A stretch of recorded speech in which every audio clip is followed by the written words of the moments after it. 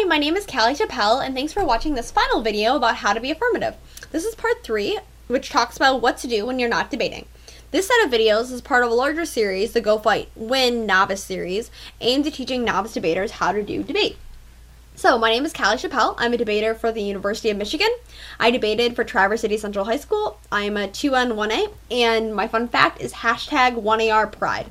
So, how do you make the most out of these videos? First, you should take notes and rewatch bits you need re-explained. Hopefully we'll have worksheets and or supplemental materials that will go along with the video, so check out the video description for more info. Next, you don't need to memorize it all, but at least you should be familiar with everything in the video. It's a building process. Also, this is pretty key for how you choose to conduct yourself in a round, so I'd highly recommend following these pro tips. And finally, your coach may like things differently, or you may like to debate a different style, which will result in you having kind of different in-round, the way you conduct yourself in-round may be slightly different. That's totally okay. This is just one starting point, it's not an ending point. Alright, so Throwback Thursday. There were 2 previous parts to the videos about being AF. The first one was main objectives, I keep saying objections, of the AF team. And part 2 is big ideas in the main AF speeches. So we went AF speech by speech, and talked about what should be in each speech and how to prepare for each speech. So this video is part 3, and this is what to do when you're not speaking. Alright, so what should you be doing when you're not speaking? Giving the speech is only, well, 1/4 of the battle, right? So what should the 2A be doing during the 1AC? Well, you should be flowing the 1AC, or you should have the 1AC be pre-flowed before the debate begins. Next, you should prepare your answers to arguments that you guess that they will read from the wiki. So let's go on a field trip to the debate wiki and see what that looks like. So I'm going to minimize the PowerPoint. I'm going to go to the debate wiki. So here, this is what it looks like. Here's the URL if you need to go there. Or you can also just Google it, and it's like the first thing that comes up. And you'll see here on the side are all of the schools that have wiki pages. If your school doesn't have a wiki page, then there are instructions, helpful instructions right here about how to use the wiki and how to create a new wiki page for you, your team, or your school. Okay, so let's go to some teams. So what is a good team? Let's just go to GBN. GBN kids are pretty cool. Green Sign's pretty cool. Alright.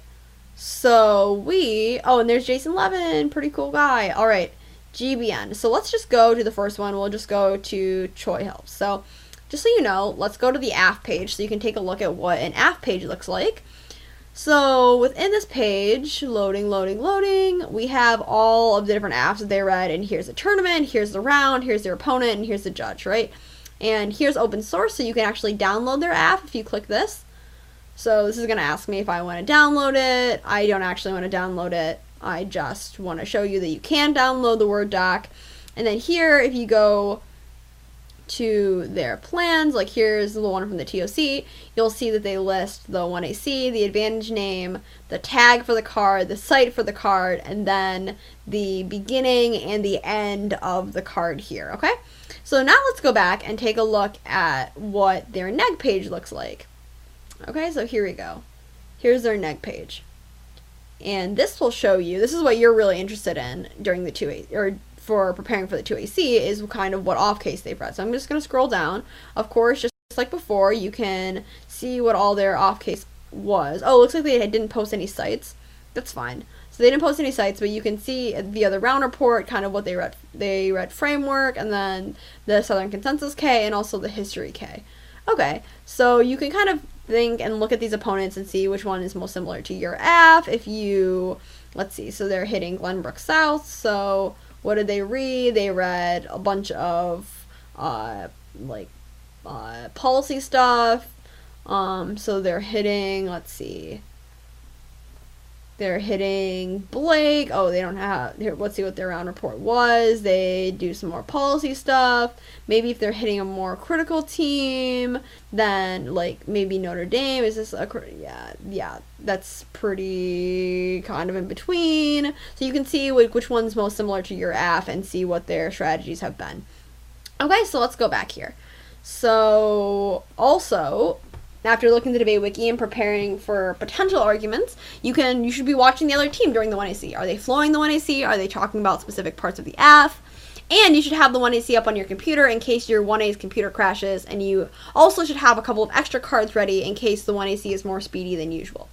So what should the 2A be doing during the cross-ex of the 1NC? So who's cross-exing the 1NC again? Yeah, the 1A. Flowing, you should be flowing parts of the 1NC you missed when the 1NC was happening. You should be reading important things from the 1NC, such as topicality violations, Siri args, new cards that were on the speech doc, and you should be pulling blocks from the 2AC if you didn't do so already during the 1NC. Okay, so what should the 1A be doing during the 2AC? Well, you should be flowing very carefully. So make sure you write down the cites and the warrants for important arguments that you might have to extend in the 1AR from your flow, not just the tags. Also, your 2A may ask you to backflow the 2AC. That is, that you flow on your own flows, but you also flow the 2AC arguments on the 2A's flows as well, and you're flowing, obviously, what the 2AC is saying. What should the 2A be doing during the Neg Block? Well, you should be flowing. You should be thinking about what arguments you want the 1AR to extend, and telling the 1AR what the arguments are that you want to extend. You should be preparing for the cross-ex of the 2AC during the 2NC. And you should be pulling cards for the 1AR to read if necessary. And remember back what I said in part 2 about 1AR cards. It's pretty much a varsity thing, but if you can have the time management skills in the 1AR to pull it off, that would be awesome. So what should the 1A be doing during the Neg Block? Well, you should be flowing. A good strategy is to get good at quickly flowing the neg argument and then immediately flowing your response to it as the speech is happening. Some 1As shadow flow the block. That is, they don't even flow the negative argument, they just flow their response. This is an advanced technique, and you should only do it after you get really good at flowing both. You should also be talking to your 2A about what arguments they want you to extend in the 1AR. And do not read cards that are not explicitly sanctioned by the 2A. So you may be like, oh, I've got this great card, I should totally read it. No, the 2A knows exactly what they want in the 1AR to give their 2AR, so you should absolutely make sure that they are 100% on board before you read any cards and waste the time doing that. So what should the 2A be doing during the 1AR? Well, just like the 1A was doing during the block, you should be flowing carefully. So you should be making sure that you have all the 1AR arguments because you're going to use the 1AR to craft your 2AR. Next, you should be making sure that the 1AR isn't dropping any key arguments. Sometimes this happens, especially with Novice, so you get to be their kind of safety blanket to make sure that no key arguments are dropped. Next, you should be watching the timer and making sure the 1AR answers all of the off case and their time management is okay. If you think the 1A is making a critical error in the 1AR, you can interrupt them or prompt them during the speech. But I emphasize only do that if they're making a mistake that you know will lose you the debate unless you correct them. Okay? Because nothing looks worse than a 2A that's constantly interrupting the 1AR. Not only will it slow down the 1AR, but it also will make your 1AR speaker points go down, and probably your speaker points too, which is not good for you in the long term. So unless you know you're going to lose, just don't interrupt them. And finally, you should be paying close attention to arguments that, first, you think the 2N will go for in the 2NR, and second, arguments that you want to go for in the 2AR. Okay, so what should the 1A be doing during the 2NR? The 1A should be flowing. The 1AR should be writing up and preparing things that the 2A requests for the 2AR. And you should just be kind of the slave of the 2AR. So if they ask you to go get some water, just do it. What should the 2A be doing during the 2NR? Well, the 2A should be flowing. The 2A should be thinking about 2AR arguments. And the 2A should be explaining what they need from the 1A to give a good 2AR. And finally, what should the 1A be doing during the 2AR? Well, the 1A should definitely be flowing. It's tempting because you don't have any more speeches to kind of kick back and relax. No, you should absolutely be flowing. So why are you flowing? Because you have to make sure that the 2A doesn't drop any key arguments. Like the 2A was doing during your 1AR, you need to be the 2A safety blanket when they're giving the 2AR to make sure that they don't drop anything really critical. You really shouldn't interrupt the 2AR unless they're making a critical error. Again, that will for sure lose you the debate. So what should you be doing after the round? Well, you should shake hands with the other team, and you should also organize your flows by folding them in half and writing on the front who the team was that you were debating and who the judge was.